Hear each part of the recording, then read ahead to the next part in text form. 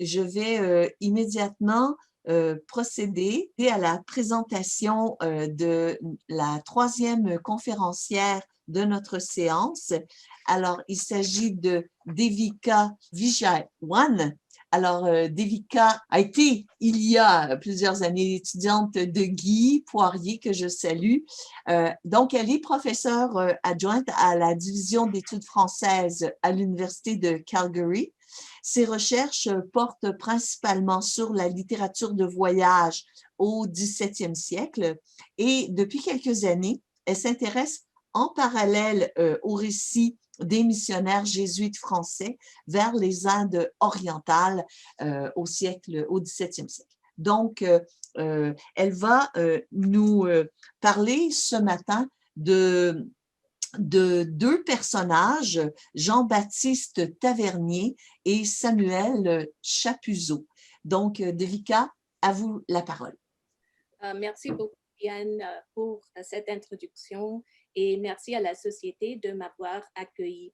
Donc, aujourd'hui, je vais vous parler de Jean-Baptiste Tavernier et Samuel Chapuzot, qui était son scribe.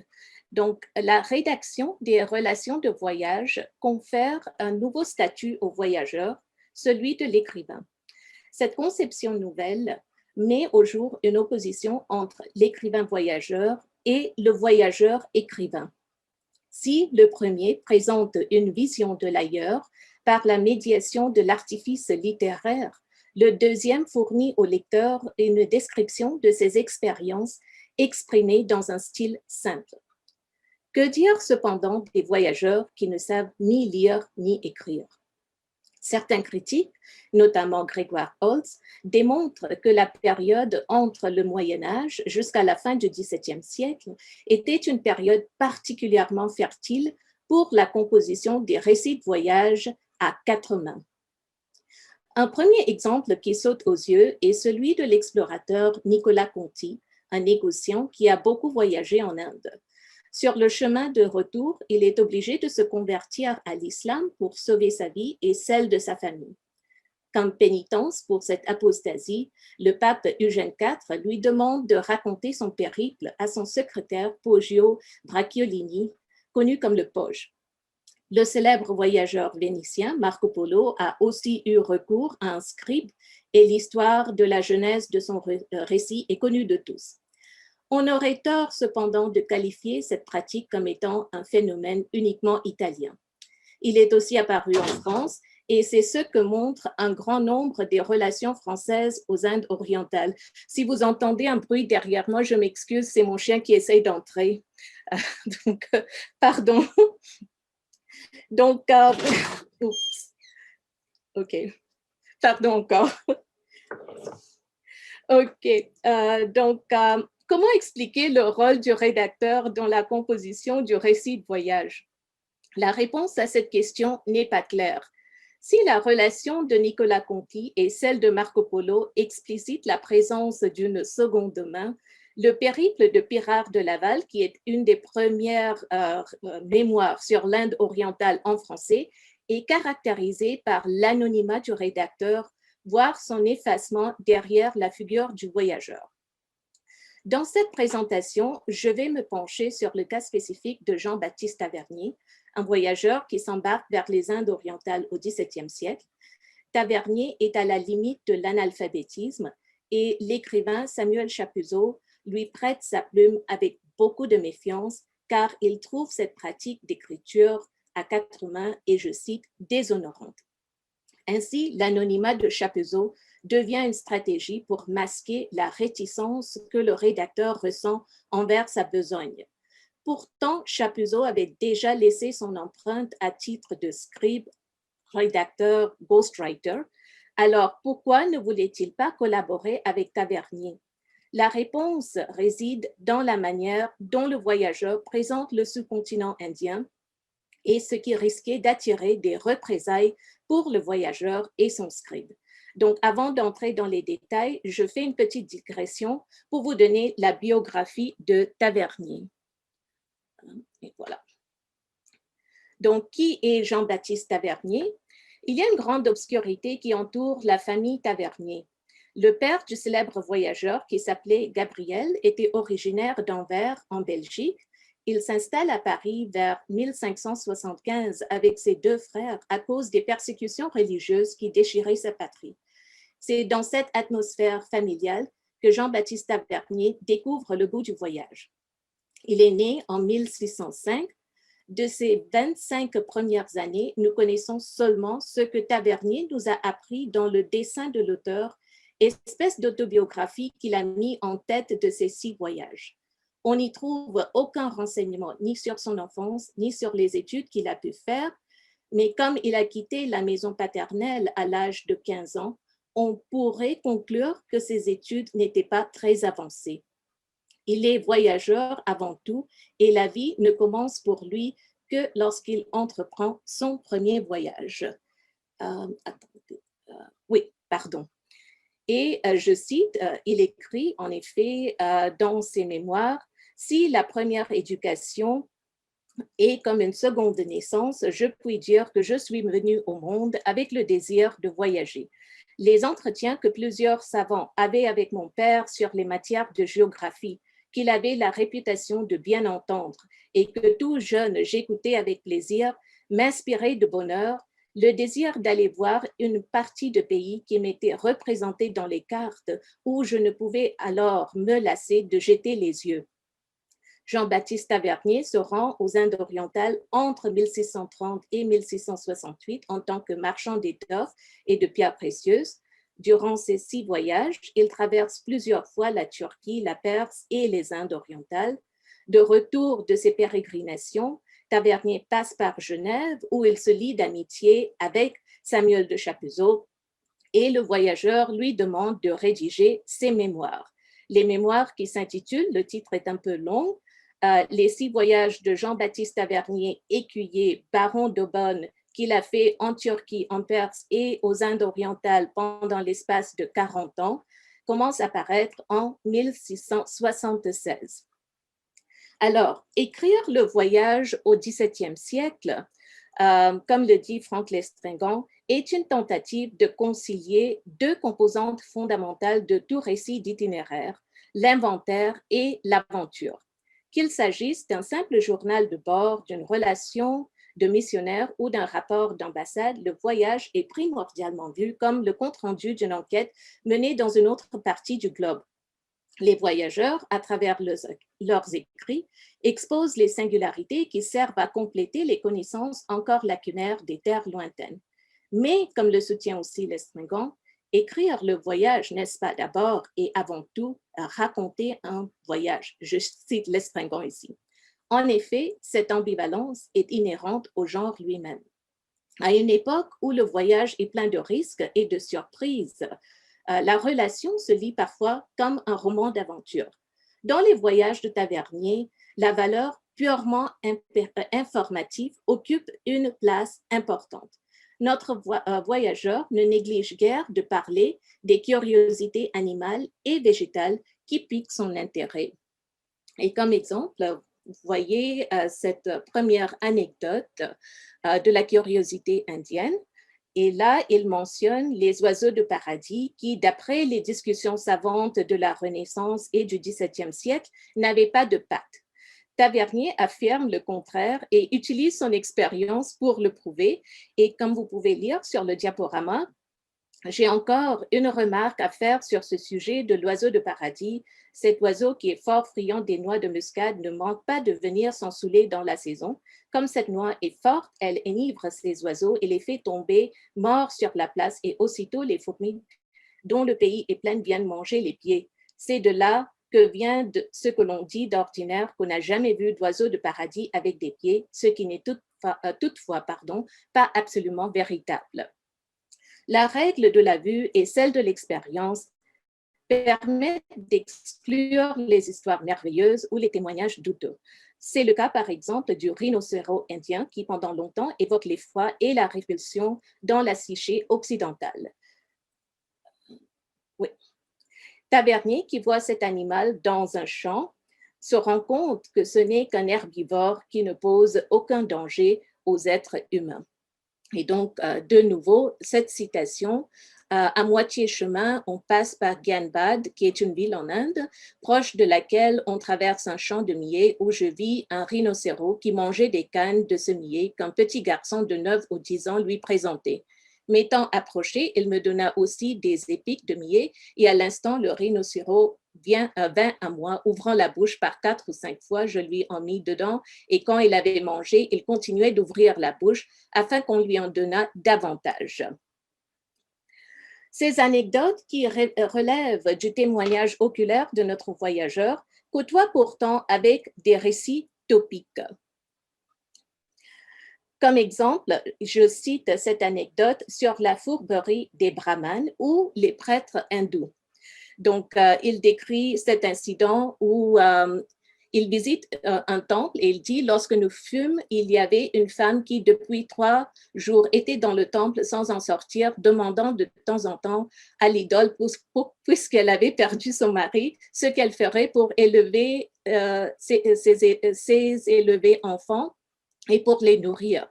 M'étant informé d'un de ses prêtres pourquoi cette femme n'avait pas de réponse et si elle en aurait, il me dit qu'il fallait qu'elle attendait la volonté de leur Dieu et qu'il lui répondrait alors sur ce qu'elle lui demandait. Je me doutais aussitôt de quelques fourberies et par la découvrir, je me résolus d'entrer dans la pagode. Je fus comme à tâtons voir ce qui se passait derrière la statue où je découvris qu'il y avait un trou par où un homme pouvait entrer et sans doute le prêtre se cachait et faisait parler l'idole par sa bouche. Donc voilà. Donc la moralité des prêtres hindous est ravalée ici car ce sont pour Tavernier des hypocrites qui gardent le peuple dans l'ignorance pour leur propre intérêt. Mais il existe des parallèles frappants parce que c'est un récit topique avec cette anecdote et d'autres qu'on trouve par exemple dans le récit de François Bernier, l'autre célèbre voyageur du XVIIe siècle, ou ce que dit par exemple Pierre Poivre dans ses mémoires d'un voyageur lorsqu'il parle des talapoins ou prêtres siamois. Ces anecdotes sont l'objet d'une attaque virulente de certains orientalistes comme Edward Said et selon lui, l'image du prêtre oriental fainéant est un leitmotiv récurrent dans presque tous les récits de voyage et avance le topos de la supériorité occidentale vis-à-vis la culture indienne. Cependant, en faisant une relecture de l'ouvrage de Tavernier, il faut signaler que les anecdotes de ce genre sont des rarismes dans la partie indienne des voyages de Tavernier. Notre voyageur avait demandé à Chapuzot de rédiger ces voyages et de les étoffer par des emprunts à d'autres récits.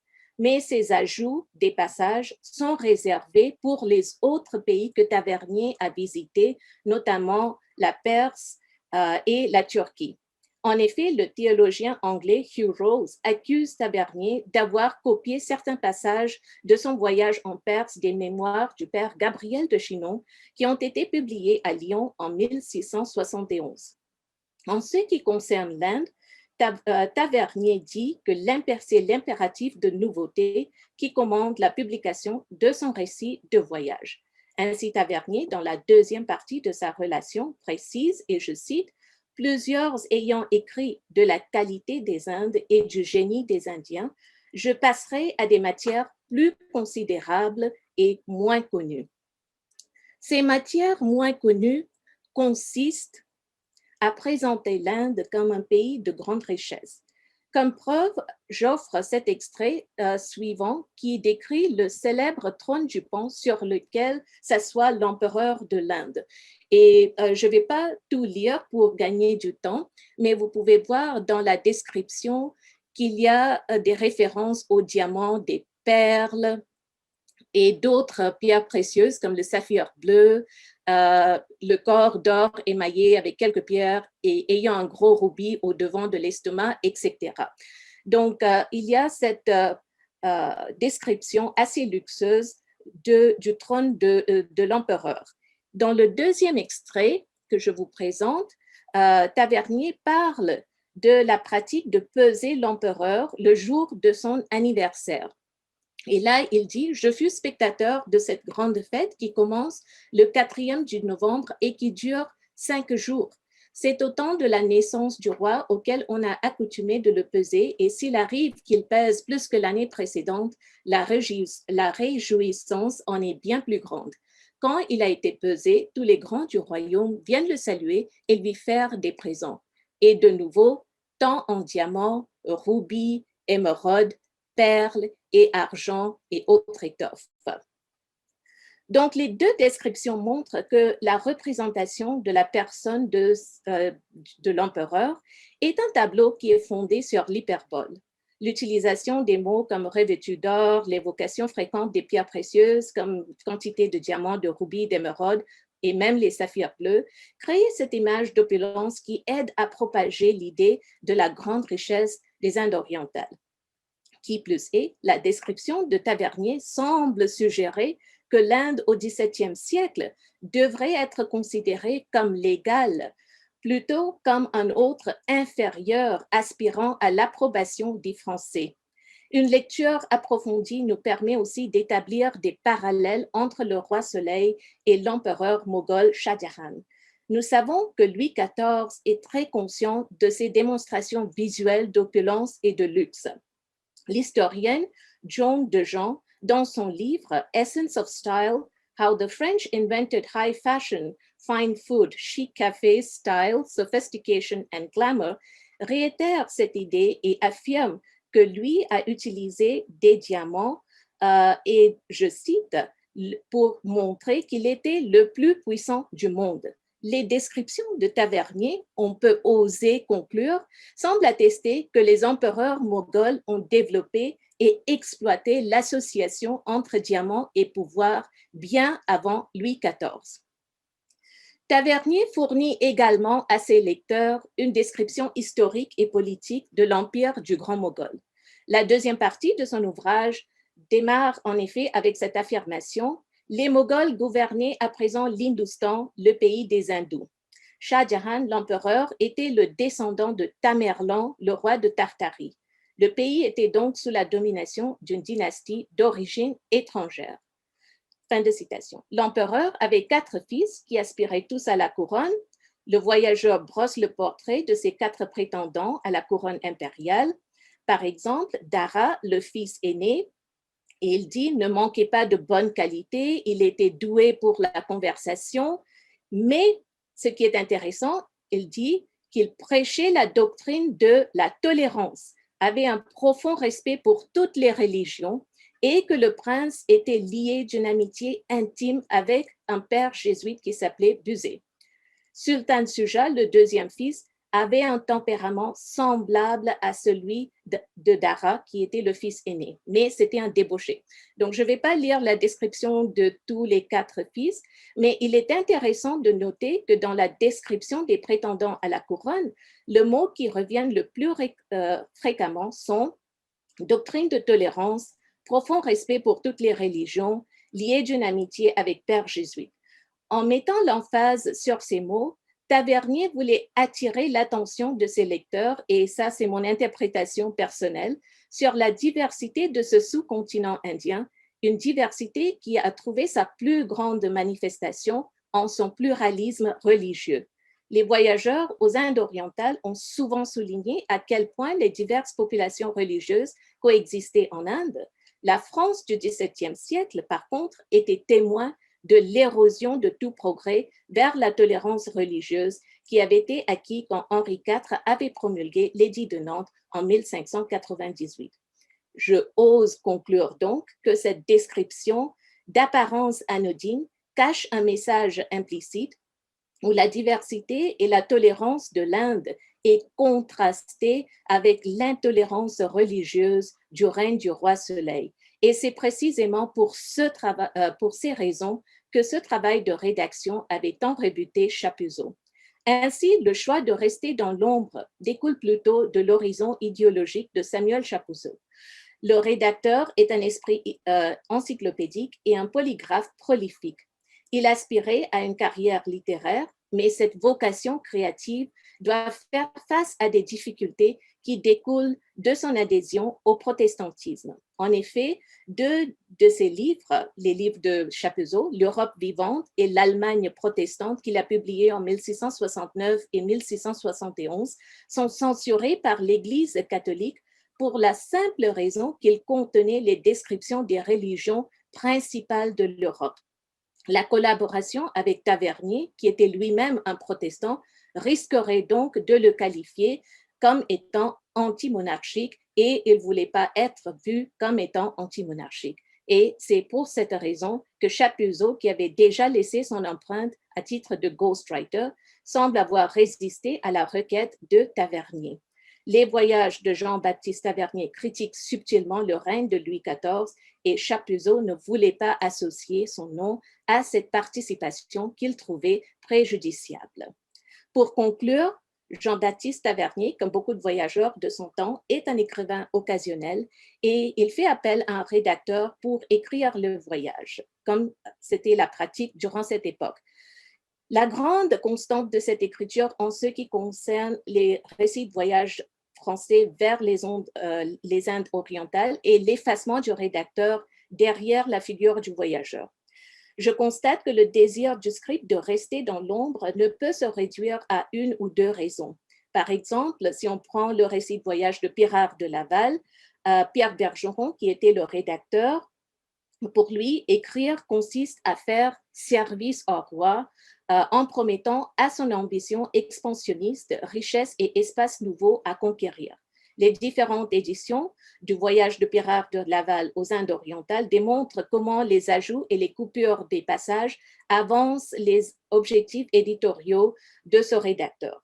Samuel de Chapuzot accepte de rédiger les voyages de Tavernier, mais avec beaucoup de méfiance, parce qu'il pense que Jean-Baptiste Tavernier critique subtilement le règne de Louis XIV et Chapuzot ne voulait pas associer son nom à cet ouvrage. Je vous remercie de votre attention. Merci beaucoup, Deika. Merci.